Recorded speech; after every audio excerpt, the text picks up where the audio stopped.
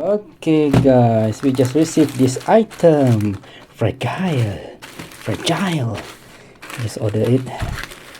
Order supposed to be before tournament.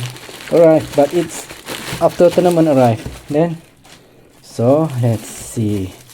What do we have here? Cuba teka. Tak apalah, saya dah letak tajuk dekat title kan tahu lah kan. Tipu dah tak tahu. Bunyi. Oh, ada feeling. Yeah, this is it, guys. I see.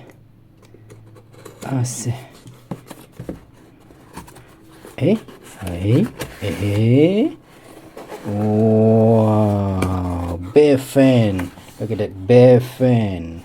Beli dari bear fan. What? Yo, ada bagi thank you lagi. Ada perigip tak? Ada perigip pun. Dia bagi thank you lagi. Apa dia bagi ni? Emas ke apa ni? Apa dalam ni ya? Kita tengok. Ada stiker tak? Stiker awesome sekali kan. Dia bagi stiker. Dekat kat stadium kah? Apa ni? Ada kad. Oh, Toguro aku naga. Yo, dia bagi kad ni. Apa ni? Alright, nice. Dia bagi kad lah pula. Nak buat apa kad ni? Never mind, just keep it. Put it there. So, this is the thing that we're going to review today. Cuba tekan mana satu? B24 Random Booster Extreme Gear Spot. Weapon Gale 580 GB Gearball. Okay, this is the one that we are going to aim today. Yes. So let's open it up. Sudah buka rupanya. Oh, kita buka ni. Buka ni. Tada. Alright. That's it.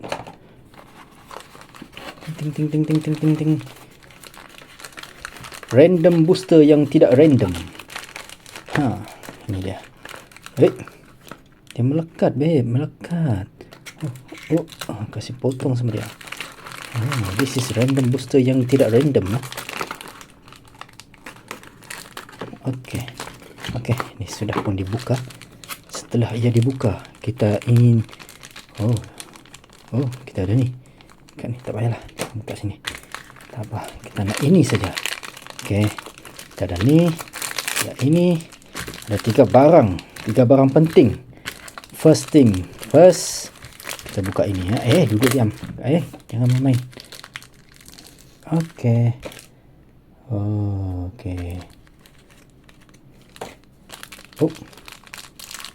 Yo, ini yang kita cari.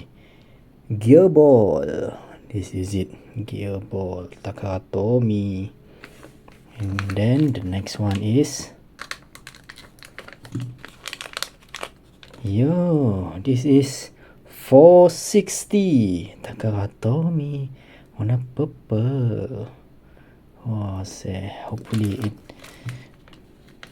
harap ya ketatlah. Then this is Wizādo.